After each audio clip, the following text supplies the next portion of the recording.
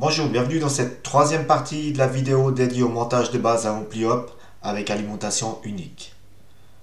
Dans celle-ci, on va analyser deux exemples de circuits en fonctionnement AC.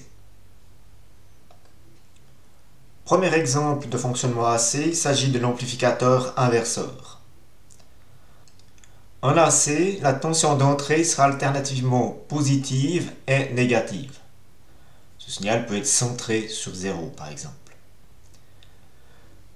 Si on applique cette tension directement sur notre circuit, qui lui est alimenté entre la masse et VCC, on va obtenir un écrêtage.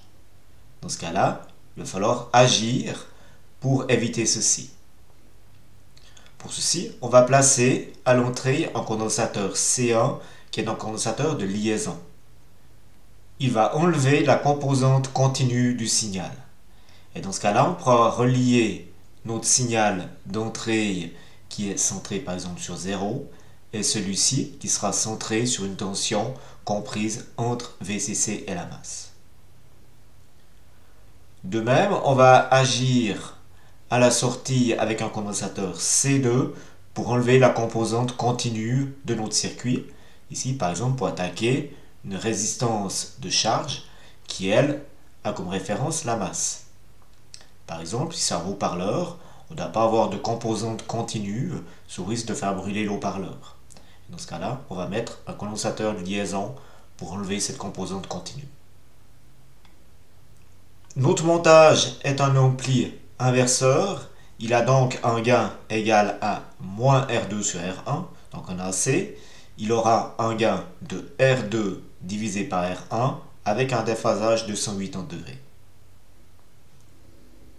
Le point de repos de cet amplificateur est fixé par la tension de polarisation qui est produite par le diviseur de tension R3-R4. Donc, cette tension de polarisation, UPOL, est égale à VCC fois R4 sur R3 plus R4. On va retrouver cette tension de polarisation à cet endroit ici, donc au centre du diviseur de tension, et on va la retrouver ici sur la patte inverseuse, du fait qu'on ait ici une contre-réaction. Lorsqu'on n'a pas de signal à l'entrée, donc on est au repos, le condensateur C1 va se charger jusqu'au moment où le courant sera nul. Donc on aura le courant qui sera nul dans R1, donc la tension UR1 sera aussi nulle. Et le courant dans R2 étant nul, on aura aussi une tension nulle sur R2.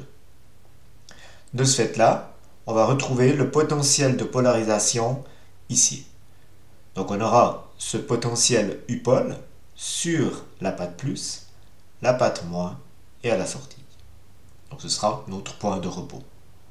Et ensuite, lorsqu'on va appliquer un signal à l'entrée, ce signal va osciller autour de ce point de repos.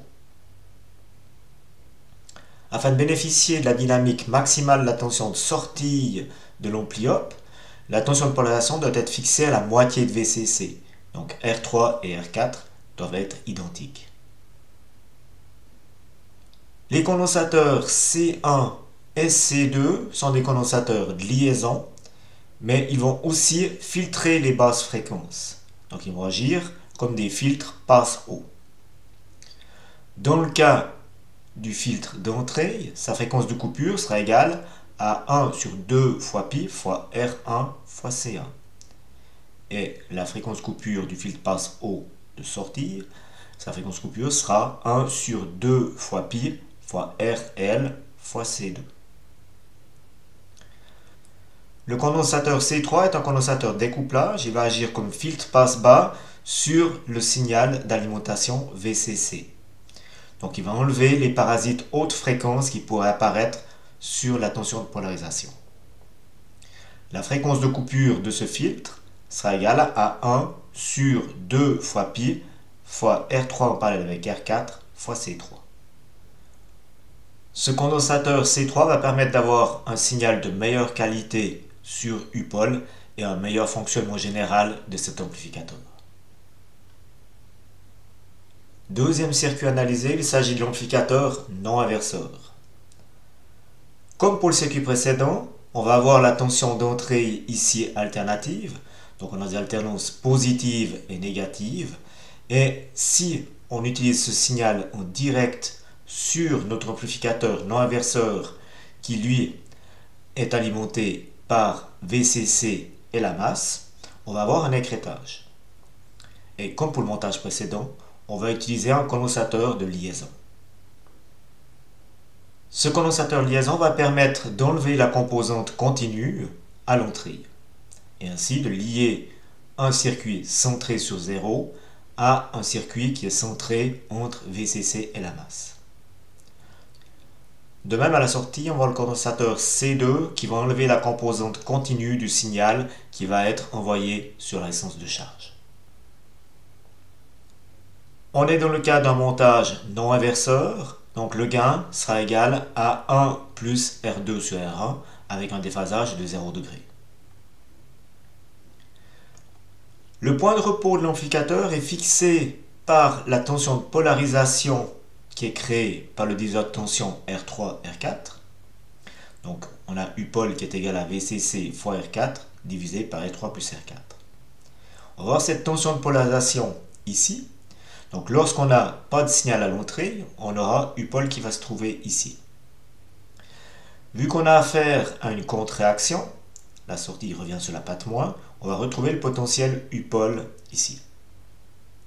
Le condensateur C3 va se charger jusqu'au moment où il arrive à la tension U-pole. Donc le courant dans la résistance R1 est nul, la tension en bord de R1 est nulle aussi. Il y en aura de même sur la résistance R2, un courant nul et une tension nulle. Donc on va retrouver U-pole ici. Donc au point de repos, on aura la tension de polarisation au centre du diviseur, donc sur la patte non inverseuse. On aura cette même tension sur la patte inverseuse et à la sortie. Et ensuite, quand on mettra un signal à l'entrée, ce signal va osciller ici autour de U-pole. Et de même à la sortie. Afin de bénéficier de la dynamique maximale de la tension de sortie de l'ampli-op, il suffit de fixer la tension de polarisation à la moitié de VCC. Donc pour ceci, il faut avoir R3 et R4 qui aient la même valeur. Les trois condensateurs présents sur ce circuit vont agir comme des filtres passe-haut. Ils vont donc éliminer une partie des basses fréquences.